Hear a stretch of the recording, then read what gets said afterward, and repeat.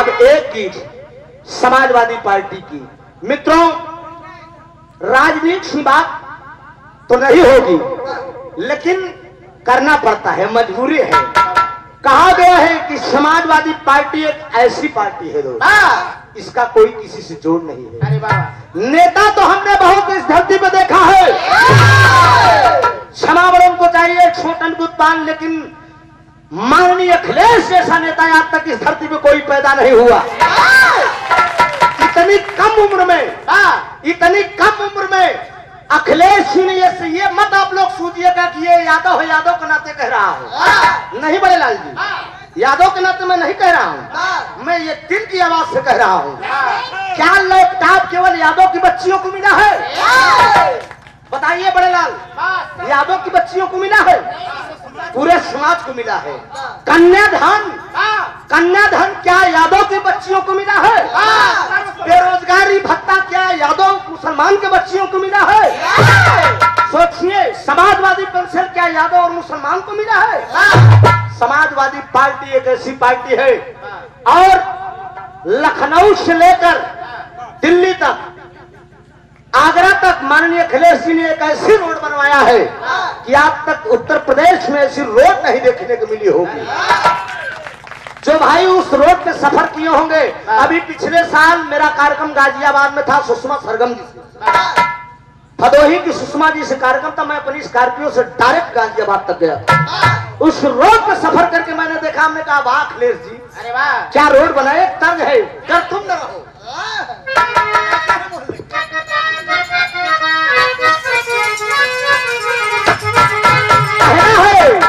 अरे लड़के हैं मुहल्ले के, अरे लड़के हैं मुहल्ले के, शैतान मेरी लड़के हैं मुहल्ले के, शैतान मेरी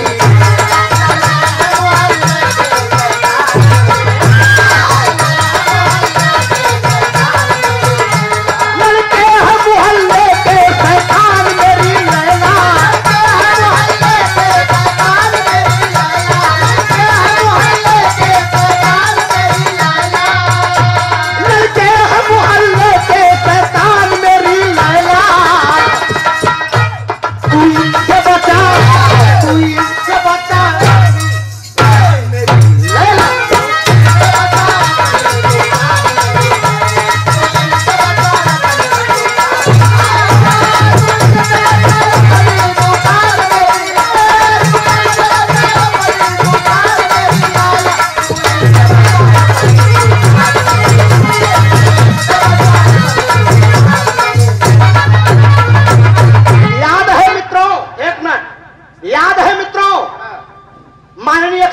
चुनाव के समय आप लोगों से क्या वादा किया था?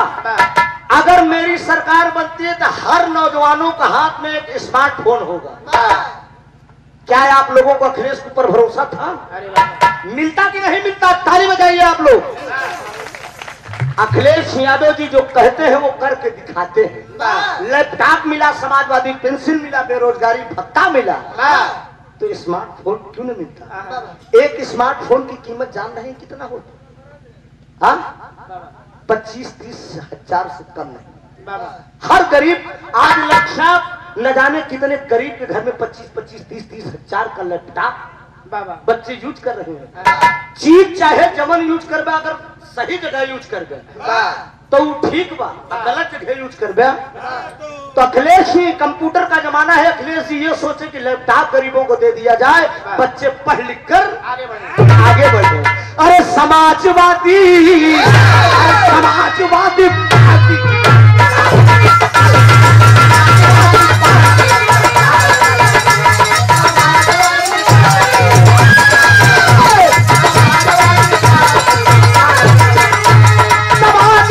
पार्टी की पहचान है,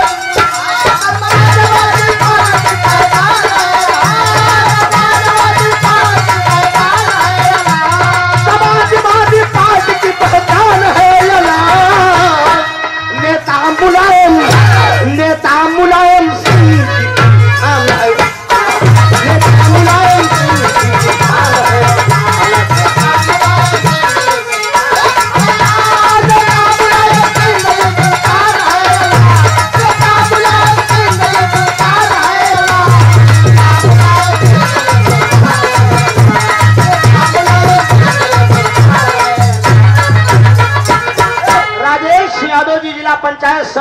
पिताजी के कार्यक्रमों द्वारा 101 रुपया का पुरस्कार। बहुत होताम सब भाई का नमन, आशीर्वाद की परीक्षा है। अरे चोरों से नहीं मतलब ना डाकू से है नाता,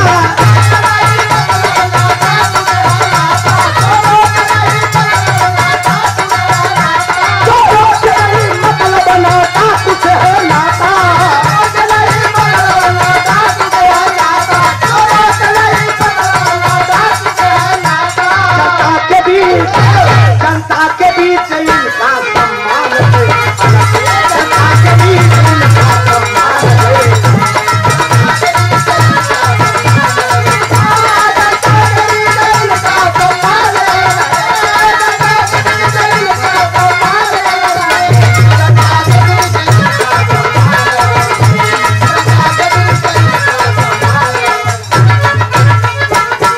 तमाम योजनाएं बाबूजी माननीय अखिलेश जी वो काम करके दिखाए।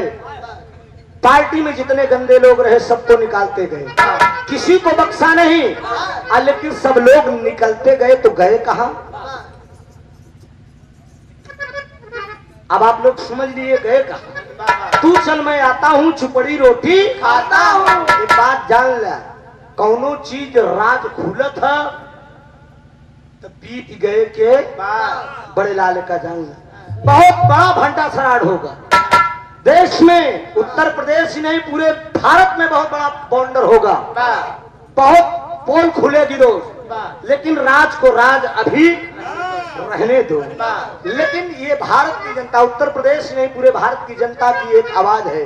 याद कर लेना, हाई स्कूल के बच्चों कभी ये सवाल आ सकता है, वह कौन सा ऐसा रक्षा मंत्री था जो शहीद फौजियों की लाश घर तक पहुंचवाने का काम किया?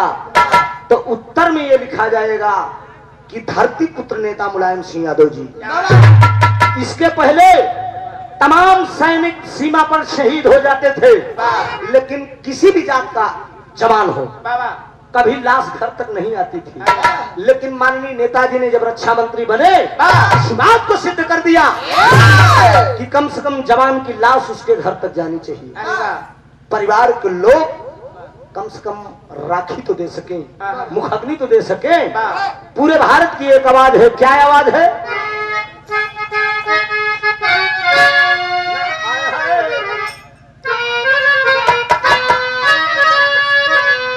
आए हाय कहा अरे कवन दिन होतई।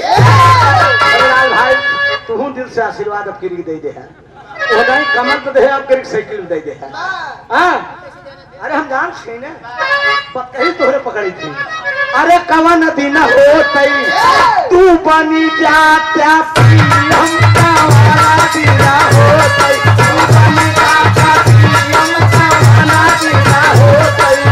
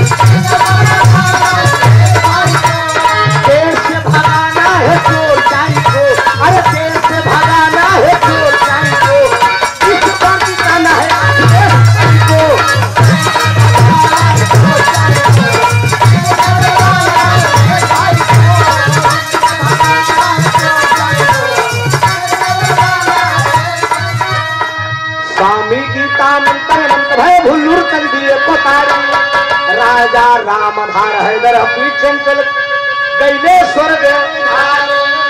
अरे राम बदरिया बड़े लहर कबरस, अरे कवैया त्रिभुवन नाथ अब चेला बाहर बदरिया बड़े लहर कबरस।